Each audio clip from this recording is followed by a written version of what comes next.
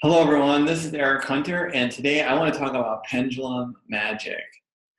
Now, when people think about magic, they get very confused because every magician has their own definition of magic, and many of the definitions are kind of vague or they're very specific to a particular system. So when you really start looking at magic and saying, well, what is magic anyway? What it boils down to is magic is an activity that you do to try to increase the probability of an event occurring, and you do so by using paranormal means. So you're doing it in ways that are beyond scientific understanding. So with pendulum magic, what you're doing is you're using your pendulum to influence the probability of an event occurring, that is making it more probable, by using the paranormal means of using a pendulum, which most people would think could not affect reality in any way.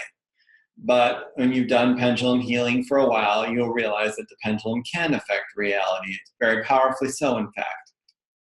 So, what is involved with pendulum magic? Well, the first step in pendulum magic is you got to figure out what your goal is. There's this saying, be careful what you wish for because you may get it.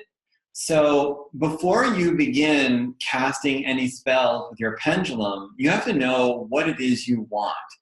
And let me give you an example. So let's say you want to have more free time, more freedom in your life. But you think that money equals freedom. So you say with your pendulum, you do a whole bunch of spells around, I want to have more money. But you don't specify like what it is you're trying to accomplish. You may end up getting more money by getting more work. Your business may become, more successful, or you may end up having to work a second job. And yes, you end up getting more money, but you don't get what you really want, which is more free time. So when you're making these spells, make them very specific, and you want to make them related to your exact situation. And you need to think clearly about the implications of, well, if I ask for this, what can happen? All right, so you have a goal, which you've thought about, and you've thought about the implications of it coming true. So then once you have your goal, based on your particular situation, you have to create spells. And these spells will be your attempts to influence the probability of different events occurring. So just making a spell to win the lottery is probably not going to work because the probability of that happening is so low. Even if you increase the probability of you winning, it's still going to be very low, the probability. So you need to really look at your particular goal, your particular situation, and say, well, what variables in my life, including myself, can I influence magically to increase the probability that some desired outcome will occur? Okay, so once you've analyzed your goal and related it to your personal situation, you want to come up with a list of spells. And then once you've determined what your spells are, you want to find what are known as correspondences. And these are things that will help to energetically strengthen the effect of your spell. The most common one that's familiar to all neo-pagans would be the phases of the moon. So with a money spell, you want to get more money. You would do it during phases of the moon where the moon size is increasing, where it's waxing. Whereas if you wanted to banish something or make something go away in your life, you would do it during a phase when the moon is decreasing. So that's an example of a correspondence. So you can time your magic so that you do it during a particular moon phase. That would be using a correspondence to strengthen your magic. Other common correspondences are things like candles of various colors, herbs, associating it with various pagan deities, or doing it at certain hours or days of the week. There are many correspondences, and magicians have entire books of correspondence that are several hundred pages long that you can study to find the perfect correspondences for your particular spell. And you can also find them on various websites, like a lot of Wiccan websites and neo-pagan websites have these correspondences. But the key thing is find ones that go along with what you want to do for your spell, but that resonate with you. Don't just say, well, this one works, I'm going to do it.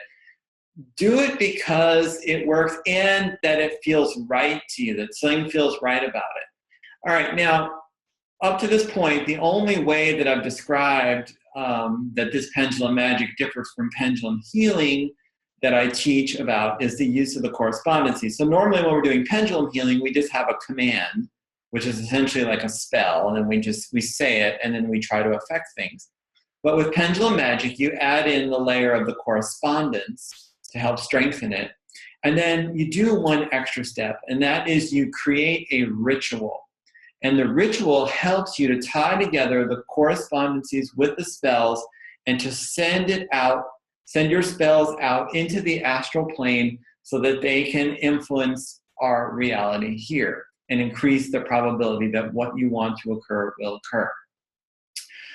Now, why do a ritual? Well, you can think of it like farming. So if you're going to grow crops, if you just randomly throw seeds on the ground, the chances of them growing are very low. You may get a few that grow, but many probably will not. But if you do a ritual, which is like an intentional ceremony, celebration, or it could be solemn if you're more of a solemn person, way of putting these spells strengthened by the correspondences by planting these seeds in the astral world, by sending them out to create thought forms from the theosophist thinking. And these thought forms can grow and influence things.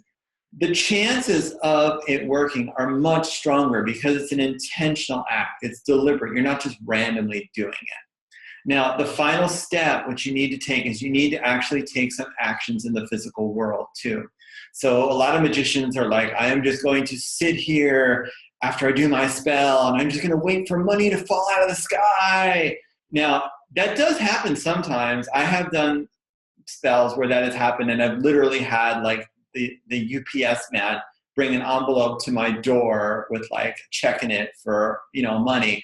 That has happened, but generally it won't. I mean, miracles do occur, you can try, but if it doesn't occur, don't get frustrated. Just get off your behind and get out there and actually take some action in the real world, because you're increasing the probability that it will occur, but you're not guaranteeing it. So by increasing the probability, you're stacking the odds in your favor, and then you can do actions which will support your magic and make it more likely that the world will respond by giving you what you are seeking. Well, I hope you found this interesting and useful. And if you want to learn more about this technique, I've just made a class about it that's available. And I thank you very much for watching this video, and I hope it was educational. Bye.